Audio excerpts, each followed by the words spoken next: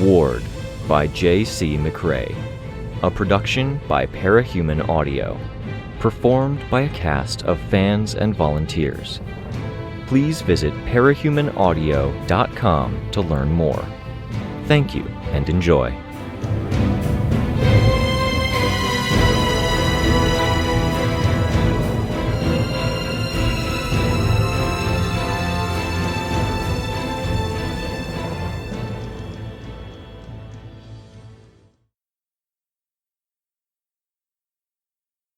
Arc 11, Blinding, Chapter 6. It had been a long, long time since I'd fought with any musical accompaniment. Glory Girl had worn headphones for a little while to fill the silence while she patrolled, and because she hadn't been one to have a back and forth with the small fries she was taking down. Mom had put a stop to that. Situational awareness was too important, she'd said. Now, the music box chiming came from nowhere, and the dull heartbeat thud was a percussive element overlapping that. Other sounds creeped in, but it sounded like they were mostly above ground. It didn't quite come together as a complete musical piece, but that gave it more effect, not less. Situational awareness was in full effect now. "Don't touch the walls," I said, as we hurried down the storm drain's tunnel. About 200 feet ahead of us, there was a section that was open to the air, where the upper half of the drain hadn't been laid in yet. The mist that Nursery's power generated was coming in hard, rose-tinted and distorting the surroundings. Where it was heaviest, especially around that open air, it was rewriting things. Curved walls became hallways with straight walls perpendicular to the floor. Water with a paper-thin sheet of ice atop it simply terminated, not flowing into the lower ground where there was no water, just stopping. "It's not an illusion?" Perian asked. "No. Localized reality overwrite. Reality works differently in her nursery space. Don't touch the walls. Don't touch the floor where it's fully changed. And if we run into her, remember that area effect powers don't tend to work in the rewritten area." "I don't know if my powers are area effect," Precipice said. "Mine either," Candy said. "Let's not fight her on her turf and hope we don't have to test it. Perian, can your snake be a bridge where the effect is most intense?" "Yeah, I can handle that.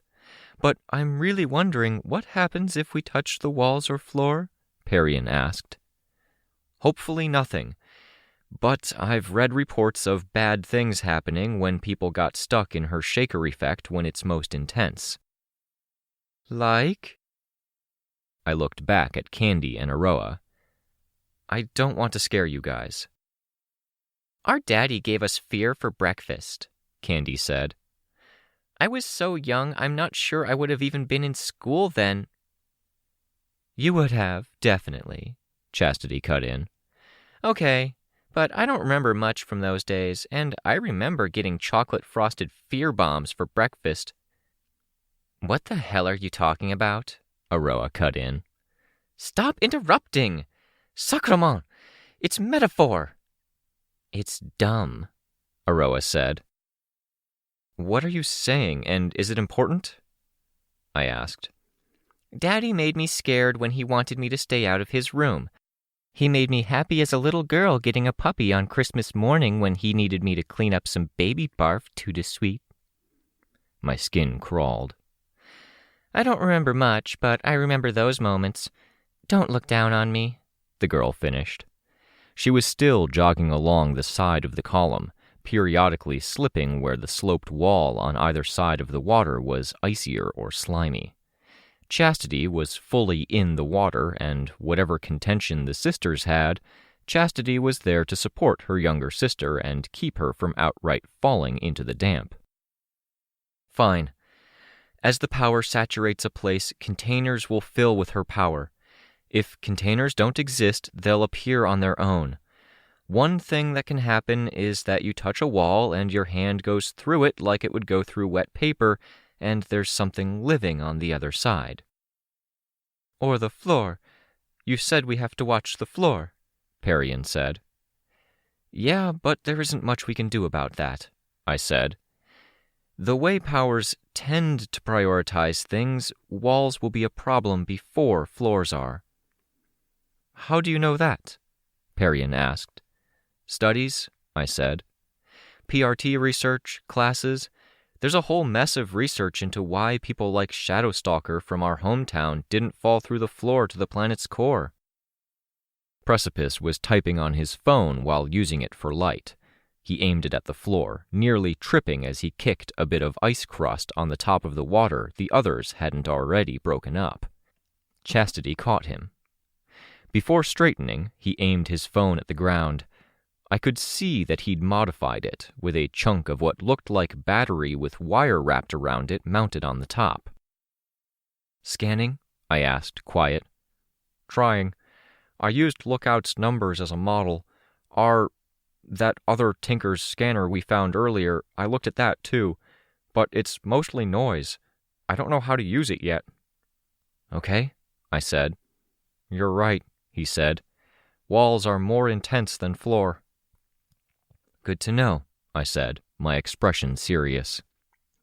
I put a hand on Parian's shoulder as I passed her. It's probably going to be a little while before we need to worry about stepping into a hole. Let's get out of here before it's a real problem. Good plan, she said. I nodded. I flew ahead. As tense and borderline sick as I felt, my gorge not in my throat but definitely ready to go there, I felt a bit happy that my little bit of Cape knowledge from a paper I'd skimmed years ago had been relevant and validated here. Feeling sick with mixed feelings did provoke another thought. Candy talking about emotions is reminding me, I said, fibbing about the source. Precipice, we need to figure out how you're handling your power in a fight. Friendly fire. Ah, shit. Last few times it's been a problem. Nothing big enough it's changed the outcome, but it came close. Sorry to bring it up here, but if you didn't, you might forget, or it might change things now. It's fine. Sorry, I said. I can take my lumps. It's about all I'm good for a lot of the time. You've got a lot of good points, I said. Don't undersell yourself. What's the power? Chastity asked. Shame and regret thing. I've been meaning to figure it out, so I've been trying to use it more often. The music box sounds were fading, but the thudding was heavier. I wasn't sure how to interpret it, but there was enough of a distinction in play that I was pretty sure there was a pattern to be deciphered. You used it at the hospital, Candy said. Yeah, on its lowest setting. I thought it might help make you guys go away, he said. He was holding his phone up to the wall as he jogged by it, the top and bottom thirds of the screen filled with numbers, the middle section showing a graph. Sorry. Apologize when your power actually does something. You used that emotion power on us. I'm trying to figure it out, he said. Let's stay focused, I said. We're close to the hole, so keep your voices down. Right, Precipice said. We'll figure your thing out, I told Precipice, when things are calmer. I'm happy to help, Chastity said. Sure. Thank you, he replied. We edged closer to the place where the drain was empty. The mist was flowing down from the street above, and the entire area had changed. No ice, no water, just walls with peeling wallpaper, floor that might have been hardwood, and scattered children's blocks. Parian's snake slithered past us, the knotted material sloshing through water and ice on its way to the area, then scraping against the floor, depositing moisture on the surface. As we drew nearer, ready to move across it, the walls pressed in. They were wallpapered, but there wasn't any wall behind the wallpaper. Something fat and wet like a tongue pressed in, moisture blotting out to color the surface as it bulged. The thudding from behind the walls was evident in how the fleshy bulge throbbed. All with one singular heartbeat. Foyle had her rapier out, pointed at it but not penetrating, while the others hurried forward. Precipice was one of the last to cross. He held up his scanner, aimed at the bulge, then passed his hand between scanner and bulge. He startled a bit. "Go!" I hissed the word. He wasted no time. The thudding from behind was mixed up with added impacts as Lord of Loss touched down somewhere not too far away. We hurried down the drain tunnel, putting the effect behind us. "Lord of Loss is close," I whispered. As I floated to catch up with the group, I saw Foyle and Chastity look back at me. "Familiar with him?" "Shape-shifting breaker," Foyle said. "Big, brutish." "Repeated motions are more effective," I said. "That's always the case," Chastity said. "Find what works and keep doing that." "It's more the case for him, I assume," Precipice said. "He's got size on his side, too," Chastity said. Precipice turned his head, giving her a long look. Chastity's face was barely visible, with none of the flashlights aimed directly at it, but I could see the smile. "We're close to the first building that we thought might be theirs," Precipice said. "If we're going above ground, we should do it further down the street here. There might be a side tunnel." "Good," I said. "Nice work keeping an eye on that." "Lookout stuff, not mine," he said. "You did figure something out with your stuff, didn't you?" I asked. "Your scanner picked something up." He turned to look at me. He nearly tripped a second later, but Chastity put a hand to his shoulder. "Yeah," he said. He raised his phone and tapped the screen with his thumb. The feed of numbers and movement of the graph changed, changing from red on a black background to yellow instead. He scrolled, and the readings went backward in time, flowing the opposite way, tinting green as they did. "Means nothing to me," I said. "There's something haptic in there. Sense sharing, binding biology, not all that different from what I do with the tactile feedback pads." "Yeah, parasites." "The tongue in the wall infects you?" he asked, with a note of alarm in his voice. "Oh my God," Parian said. "Yuck," Candy said. "Basically infection," I said, trying to sound as casual as infection warranted. "Sure." "She's lying," Candy said. Fucking fucker emotion readers. The ones who weren't Dean sucked. I shot Candy a look, and Precipice noticed. "What the hell, Antares?" Precipice asked. "I need accurate info for my scans." "Fine, we'll talk about it later. Your scans don't matter until we get back to your workshop anyway, right?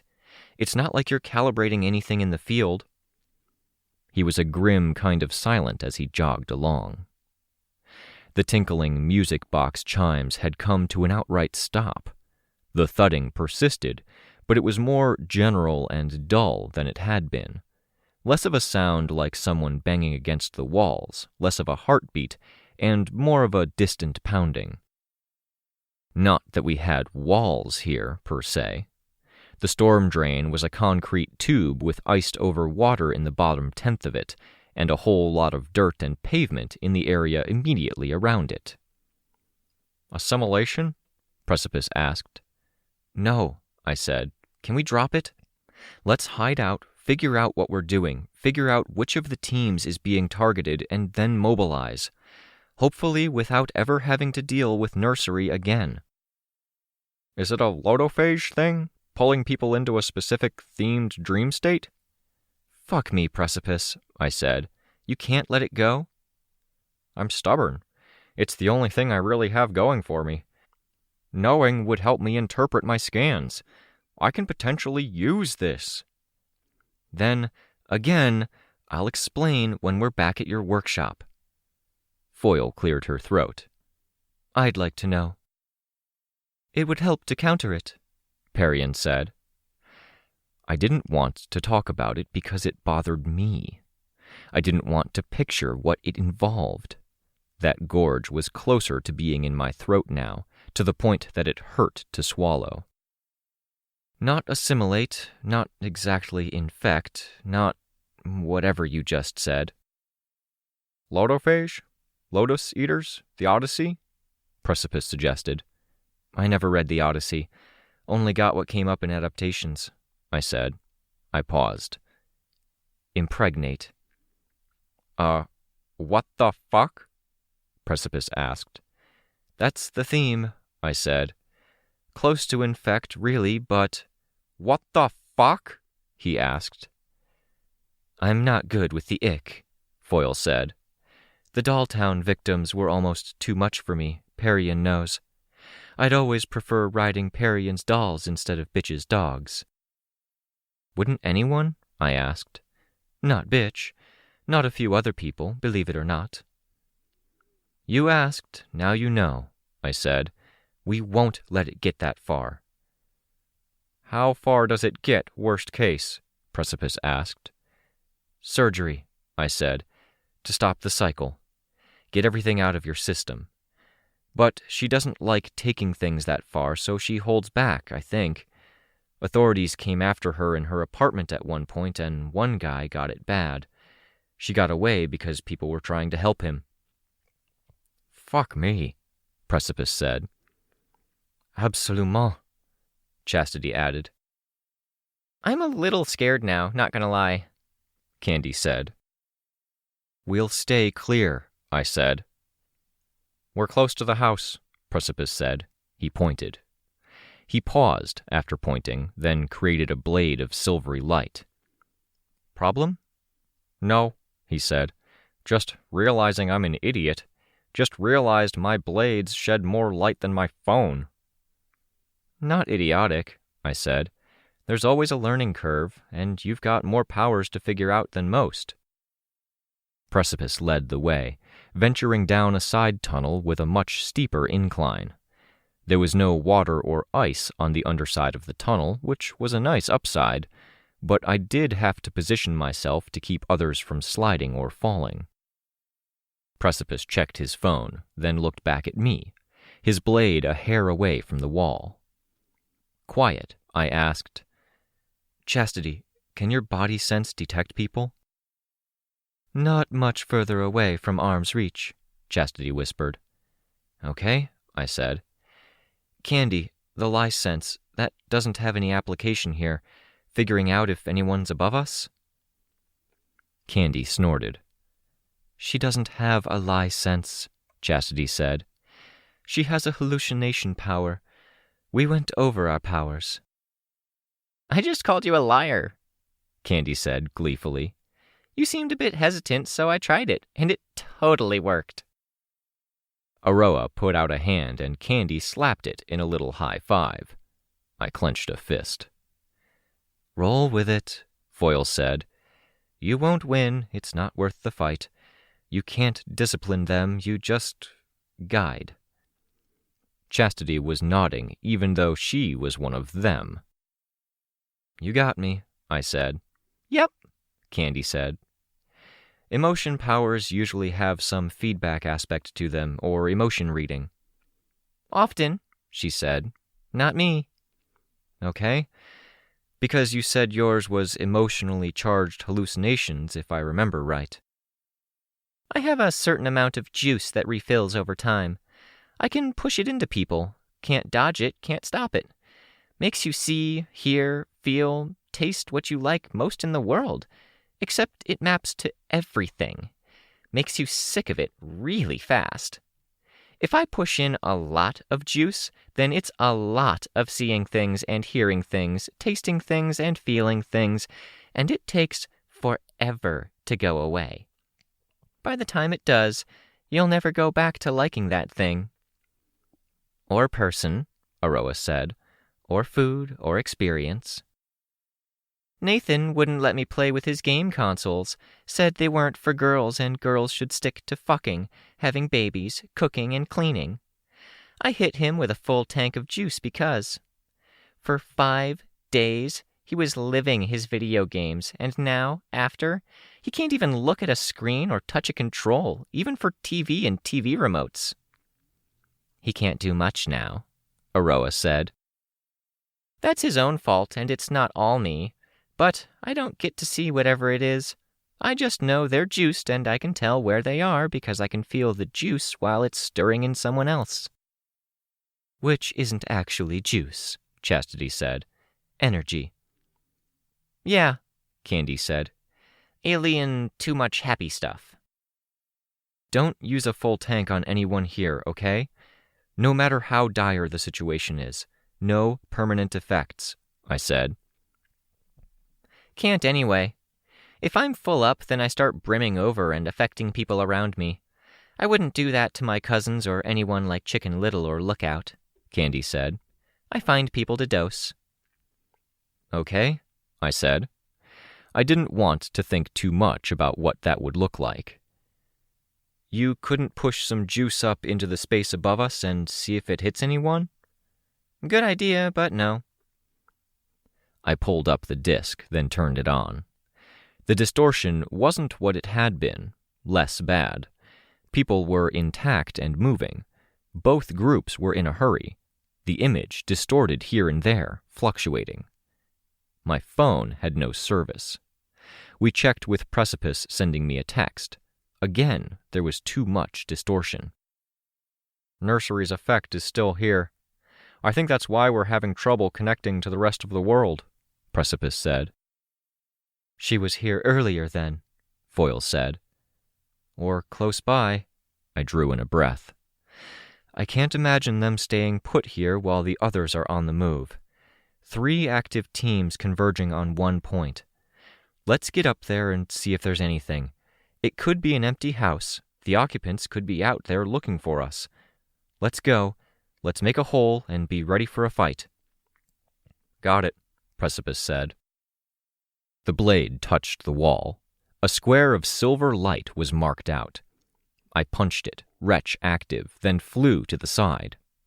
It came down in pieces, the concrete pipe wall, then the gravel and compacted dirt above it. I could see the wood and plastic-covered insulation where the exterior wall of the house was. I signaled, made sure the other heroes were with me, then flew forward, busting through. I moved quickly, as soon as I was through. 2 wall, then another wall, floor, hallway, another room. The place was occupied. I saw sleeping bags. I saw food. A pile of construction supplies had been made into a makeshift desk. Footsteps behind me. Foyle.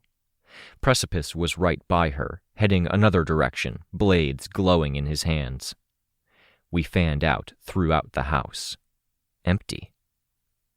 Precipice, Foyle, and I found ourselves in an upstairs room that had most likely intended to be an office. We chose it not because it was central, but because it was undeniably Love-Lost's space. On one of the desks, a series of bars, rods, and blades were arranged, laid out on paper with lines scratching out in something that looked halfway between an engineering blueprint and calligraphy. The layout made it clear what the assembled package would be. One of Love-Lost's claws. It looked like the claws were meant to extend into whips, which would go from razor-thin to being 50 or 100 ring-shaped razor segments compacted together into a covering over each finger. There were computers, I noted. There were planners. I paged through one planner. Careful, Foyle said, as Precipice opened one laptop. Tinker means traps. It's true, I said. I can scan, he said. No guarantees, but it might turn up something. I nodded. He slid the laptop closer to me, pulling out his phone. He attached the bulky scanner over the open socket where the camera had been torn out. He swept it over the computer. I watched as he went over the entire room, periodically going back to Love-Lost's gauntlet. He typed something out, then held out the phone. It beeped as it swept over the gauntlet. How do you distinguish a trap from regular tech? I asked. She's working from a similar starting place to me, Precipice said. If I see something like what she makes, it should stand out like a word in English in a jumble of random characters. Traps can be mundane, Foyle said. She used a dart to penetrate a locked cabinet that was part of the desk, then stood as far away as possible using her sword to open it. Empty. She approached the area with the laptop. Precipice put out a hand. He brought his phone to the computer. As he did, it beeped. He rummaged for a bit before finding an attachment at the side, a fake side panel. When he pulled it away, needles spilled out. I wasn't sure exactly how it was supposed to work, but it looked ominous. They were barbed. Oh, Foyle said. Seems like the kind of thing she would protect, he said. He gave the room a once-over. Foyle fidgeted. Let us work here, Precipice said.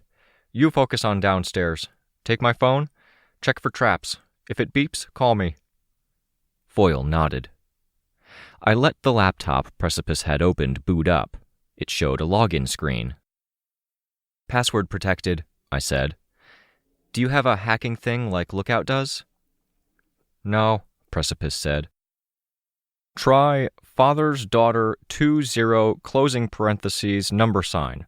Chevron instead of space, no apostrophe, capital F, capital D, capitalize all vowels. I typed it out. I showed him. He nodded. I hit enter, and nothing. A checkered scarf forever.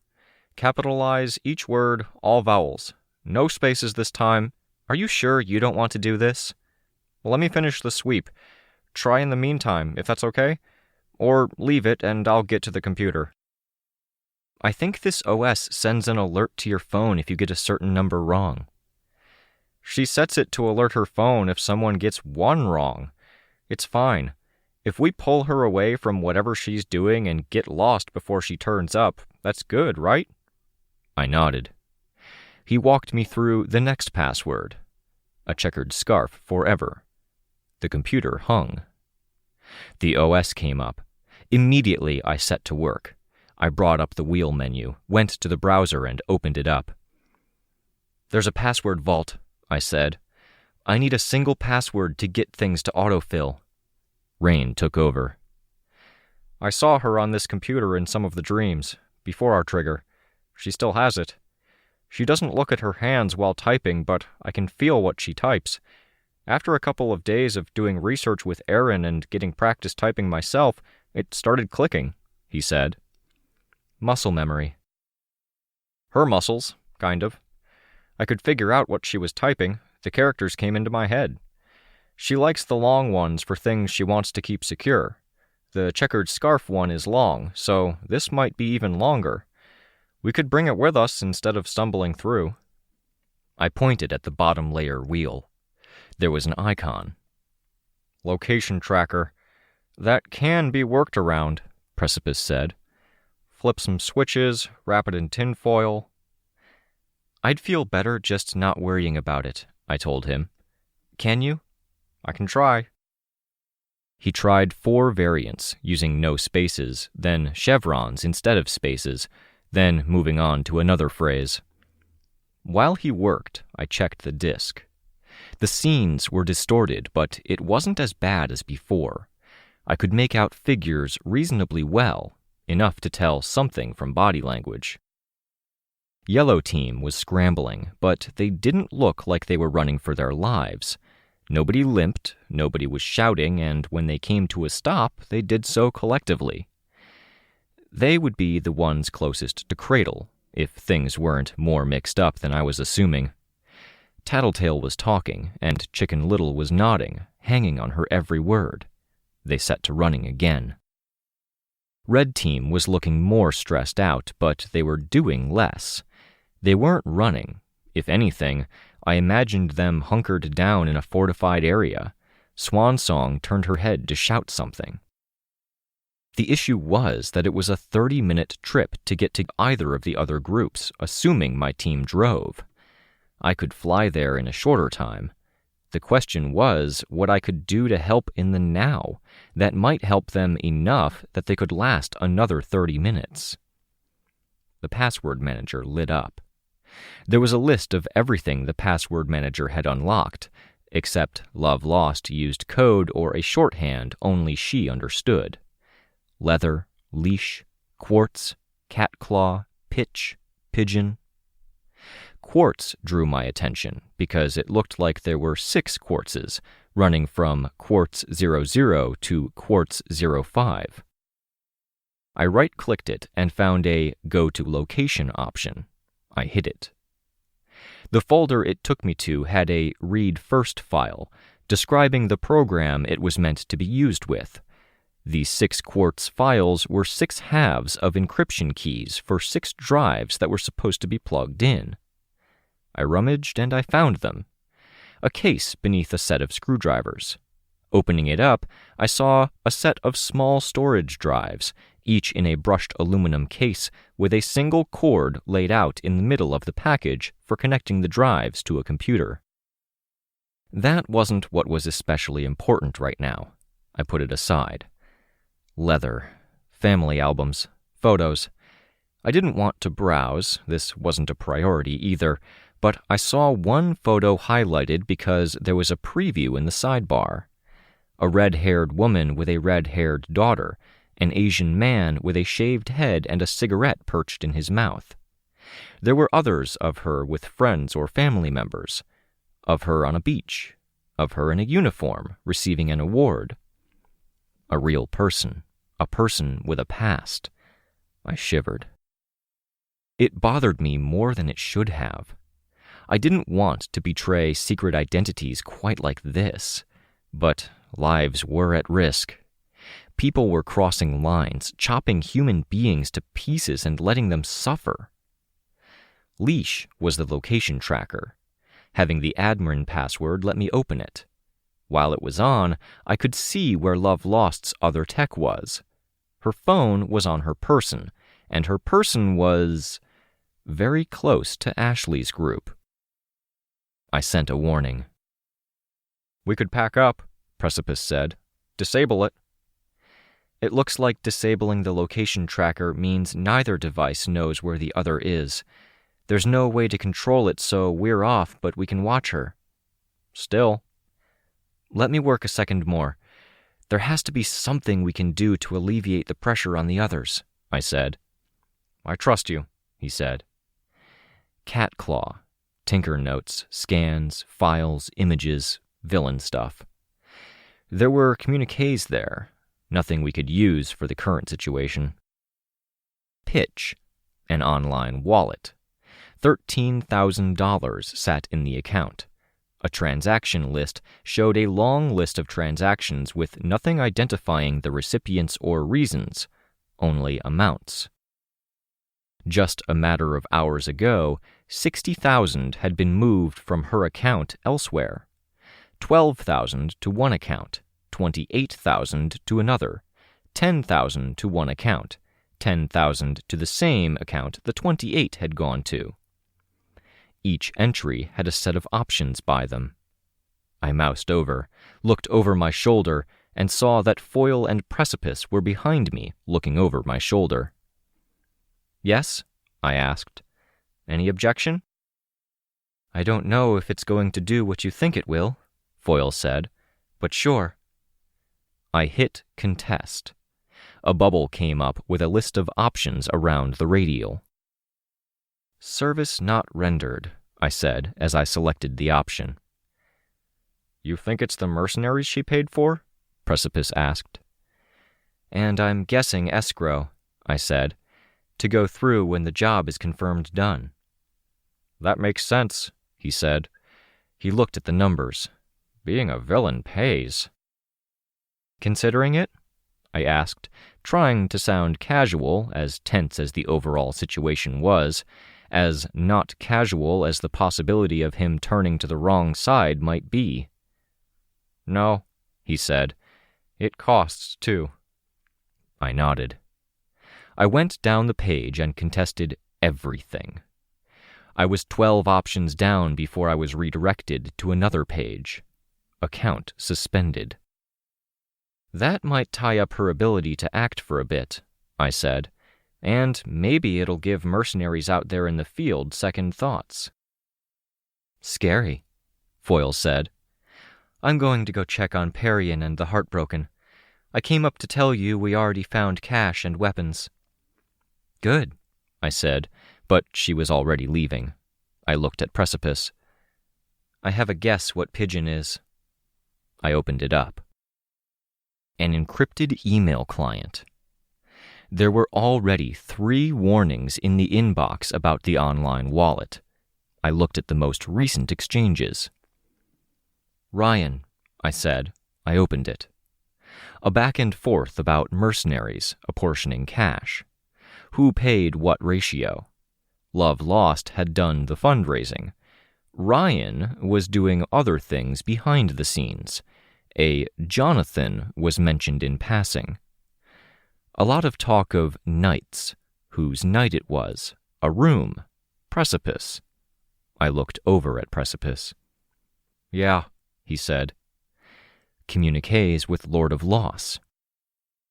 I am happy to do this level of work because I trust you.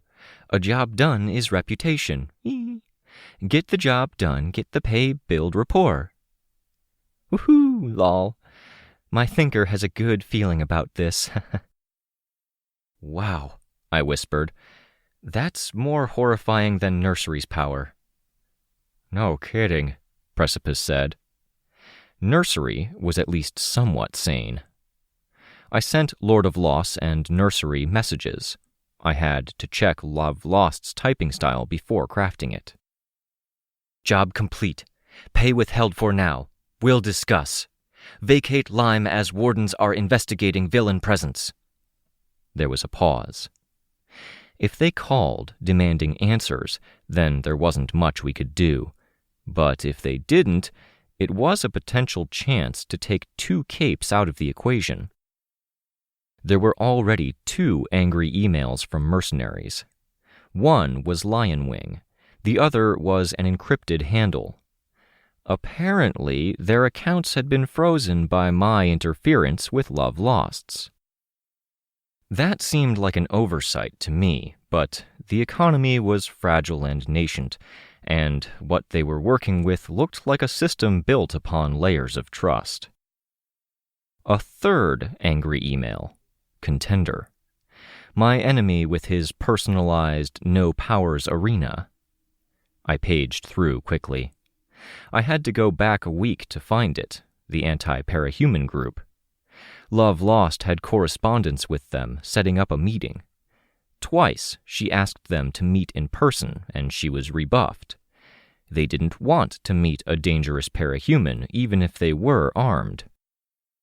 Which meant the Lime Center, the anti-parahumans having weapons, and a few other terms. It meant Love Lost told them her objectives. I have 2 enemies who need to die. Both parahumans. Then I go.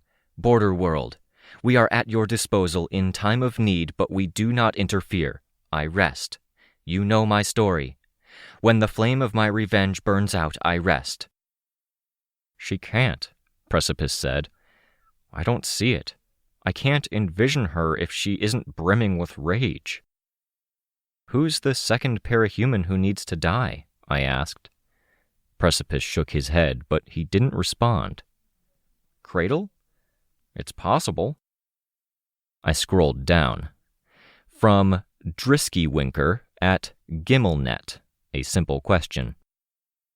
How can we trust you will go? There is nothing I can say to convince you. You know me and my face. The city is lost already. If you want it, you can have it. If you want help, I will grant it at any time.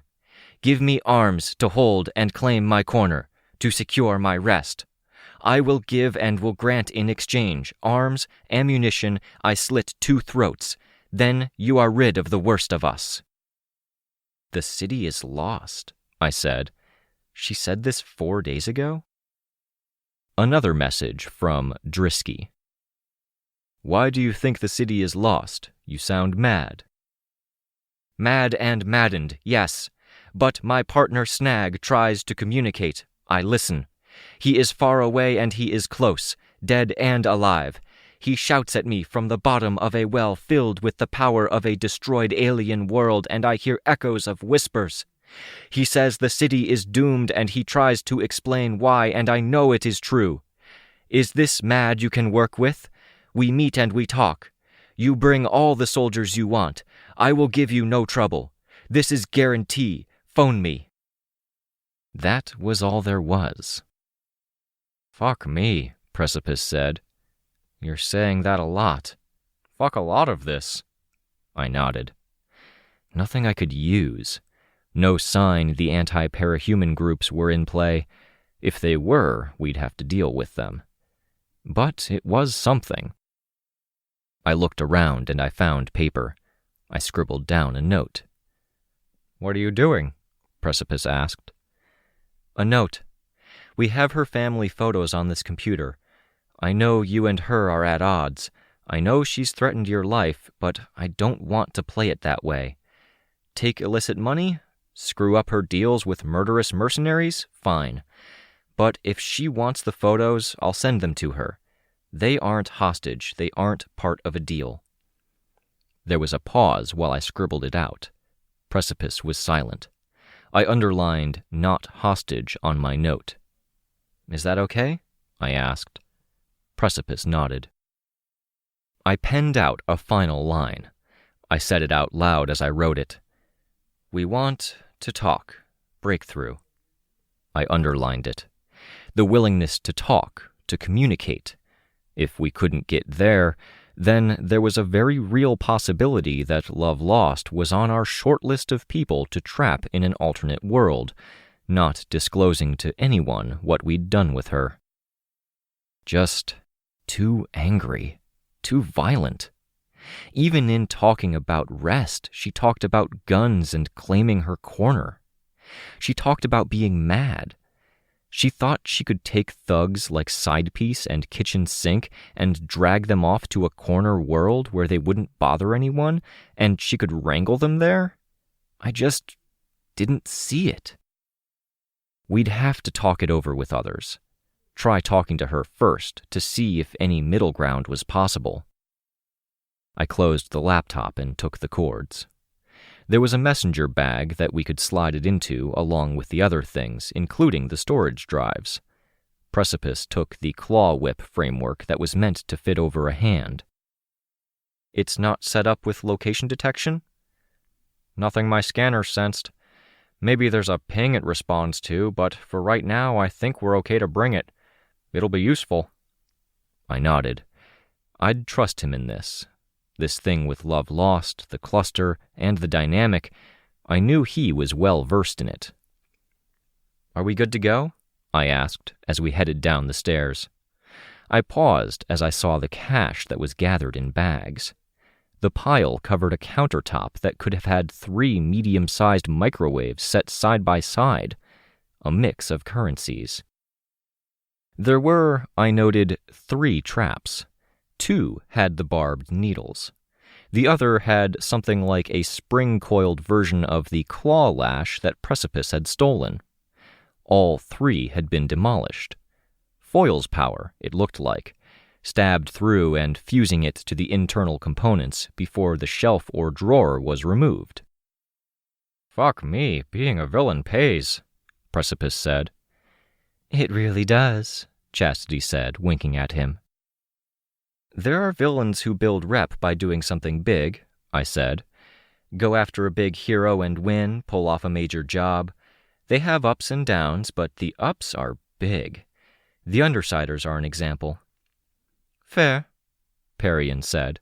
She was in the kitchen, rooting through the cabinets.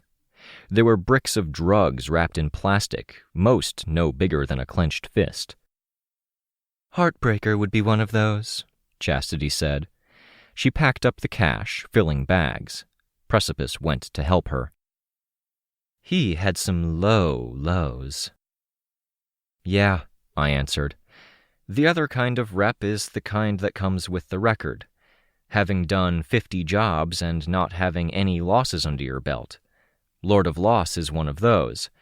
He doesn't take big jobs, but he doesn't have anything he's done that counts as a fuck-up." "Why not make him fuck up?" Aroa asked.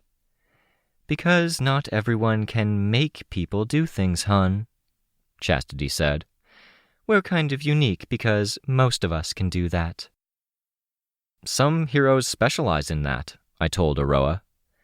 Mouse Protector was an early one that I think stuck in people's memories. Ruining perfect records, humiliating villains, knocking them down a peg, making their reputation the thing that gets hurt. She was a good one.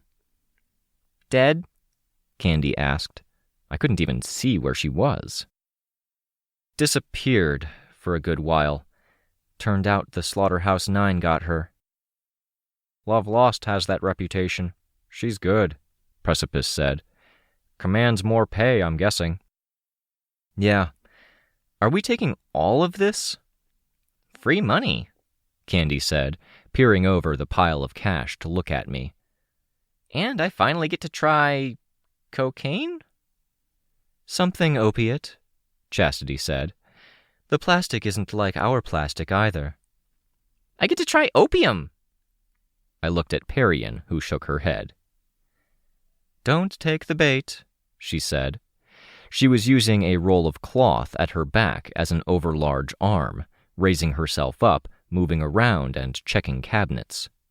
She was finding a good quantity of stuff that had been stored on top shelves all the way at the back. Taking the cash and taking the drugs was a way of gutting Love Lost's revenue stream. I backed off, pulling up the disc to check the status of the other groups. Bodies in pieces. It still made my heart skip a beat. It was oddly intense as far as distortion went. Why? As the others worked, I held out my arm, the disc mounted on it like a buckler. The projected image of Team Yellow was visible over top, everyone drawn in miniature. I floated back, and the distortion eased up a fraction. I could see where disparate pieces were drawing together into something more coherent between flickers. I tried to find the place where the signal strength was best. The others seemed okay, at least. I heard a beep. Foil moved Precipice's phone in front of cabinets, trying to figure out where the trap was. "Careful," Precipice said. Foil raised her rapier, then pointed it at the cabinet. She let Precipice take his phone and move it around. When he'd confirmed her target was in the right location, she thrust her sword through. 5 spikes punched through the wood of the cabinet, each a foot long. Foil's sword shimmered slightly as she tugged it free. With a few short swipes up and down, left and right, she demolished the trap. Spikes that were 4 feet long tumbled to the counter, then the ground. The cabinet was open. There was a miniature filing cabinet inside, partially damaged by the rapier's swipes. While Chastity helped Foil take it down, Parian took the phone and started sweeping over the fridge. I don't think I'd be comfortable stealing food, I thought. I was even less comfortable with the distortion. "Is the distortion in this image not nursery?" I asked. I indicated the projected image. "I thought it was," Precipice said. I shook my head. I moved the disc around more. This time, my aim was on finding the area with the most distortion. A triangular closet beneath the stairs. "Quiet!" I hissed. All of the rustling and packing up stopped. There it was, a dull thud, like the heartbeat of someone catatonic, as large as the house. Precipice raised a hand, touching his ear. I nodded. He heard it too. "Didn't realize there was a closet there," Foil said. "Suddenly glad I didn't, because I might have opened it." "Is she here?" Candy whispered. No mist, no rose color, no changes to the environment I could see. "Can't be," I said, whispering so I wouldn't disturb what was inside. "No, as near as I can figure, the chiming means she's doing her work, setting her power into an area. The dull thuds mean the power's there, active. I backed away from the closet. So long after she's left? Foyle asked. The door was shut. Nothing leaked out, no gas, no fluids. It's sealed tight. The seal is keeping the power inside the containing space, I said. Don't... The fridge door, ajar, opened with enough force that it banged into the wall. What lunged out was far larger than the space that contained it. A tongue, but with elbows segmenting it. A length was covered in transparent skin, and the contents looked like a collection of babies, visible as shadows through a translucent skin. Perian fended it off with cloth. It grabbed the cloth, then surged, not moving forward, but by growing new segments in a strategic way, it caught her around the face. "No!" Foyle shrieked. She leaped over the counter, rapier in hand. She was slower than Chastity. Chastity's hand glowed as she slapped the base of the tongue, close to the fridge. Nothing. "It doesn't feel anything!" "Then get back!" I flew in, keeping to the ceiling so I didn't get in anyone's way. Perian was pressed against the wall, her legs kicking, heels skidding against the painted surface. Her cloth and hands found no purchase, pulling away loose tissues like layers of placental sac. Foyle's weapon severed the creature. I caught Perian, one arm around her body, the other hand seizing her jaw, hard, because there had to be 300 pounds of mass latched on, and if that fell to the ground in the wrong way, it would have snapped her neck. Either way, the landing was violent enough that a trap in a cabinet we hadn't yet reached snapped to life, punching spikes through a door. My grip shifted to a two-handed grip on Perian's head, fighting as the nursery beast flopped around violently, like a snake with its head cut off. It maintained its grip, and Perian's body was arcing under me, fighting violently. I could have thrown up, just being near this, knowing what was happening. The fact I couldn't bring myself to inhale or exhale, or to do anything except strain, was maybe the only thing that kept me from vomiting. Foyle slashed the thing that was flopping around, cutting it in half, meaning I no longer had to worry about one wrong flop snapping Perian's neck or tearing her head off. I allowed myself to look. What had Foyle been doing? Dealing with the stump that had been trying to crawl from the fridge. Rein had that now. The task at hand changed. I made room for Rein as we gathered around Perian. It took 2 of us to pry it from her face, 3 to heave it back, to pull out the strings and knots of flesh that filled Perian's nose and mouth. At her ear, a tiny umbilical cord threaded to a calloused, quarter-sized lump of flesh with a nascent leg attached. At her nose, a hand was extended from a nostril, fingers twitching. Perian's fingers went to her throat, gesturing. I couldn't even see her eyes because her mask had been pulled ajar. I couldn't use a hand to move because I barely had a grip on the fleshy growth as it was. Braided and branching umbilical cords, Perian gagged as Foyle and I pulled. "I can cut it," Foyle said. "Don't. What's left inside will set root," I told her. The gagging got worse. Perian's fingers at her own throat curled into claws, and the efforts to pull were getting harder. There was blood. We were tearing her throat. The grub we pulled out had to be 4 pounds, proportioned like a baby. The others came easier. A string, seemingly endless. The children apparently set to grow to size in turn, to emerge in a steady cycle. Once we had the 3 largest free, Perian could breathe again. There was a heavy thud outside. Lord of Loss. The tiny hand at Perian's nostril tried to maintain a grip before it was pulled backward, inside. Down through sinuses, to the back of her mouth and out the mouth, one of the last parts to come out. Perian flopped over so her face was aimed at the ground. Foyle held her, fumbling for a short bit of bandage from her belt that Perian could hold to her nose. Blood was streaming out. Every breath came with gags. She was breathing, but I could barely bring myself to. "We'd better leave," Aroa said, weirdly casual and disconnected. "I can carry her," I said. Foyle shook her head. She got in position and, with me giving her a helping hand, lifted up Perian, holding her in both hands. Around us, the area was filling with the dusky rose gas. Intense now, more than I'd seen it before. She'd sensed us cutting it up. Chastity and Precipice hefted bags, money and drugs. "Drop them if they slow us down," I said. Precipice nodded.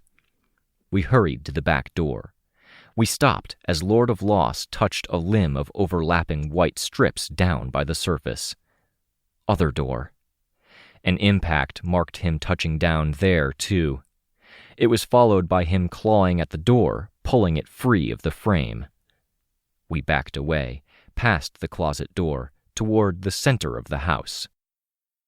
"She's not paying you, you know," I said. "Matter of principle for a mercenary not to work for free." He smiled, not giving me a response. Nothing in him faltered or showed any sign he was second-guessing things. There was only resolve, professionalism. His parahuman allies that were standing in the background, from Earth N, they would follow him. Nothing there would hesitate. Nor Nursery, who stood in the background with the other soldiers. She stared at us from behind the holes in her cloth mask, and the music box plinked the most intense tune I'd heard of it, the dusky rose gas filling our neighborhood.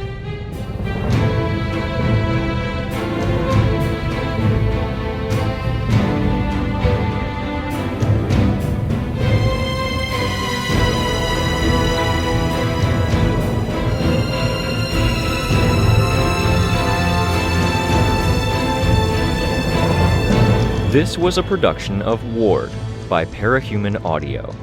Ward and the Parahuman stories are written and owned by J.C. McCrae. You can find the original text and support the author at parahumans.net. For more of the Ward audiobook, as well as other community works, please visit parahumanaudio.com. Music for this chapter was by Purple Planet. Find out more at purple-planet.com. Editing by SamuraiBuko. Narration by Robert Rein Ramsay. Find more of their work at our website. Thank you for listening.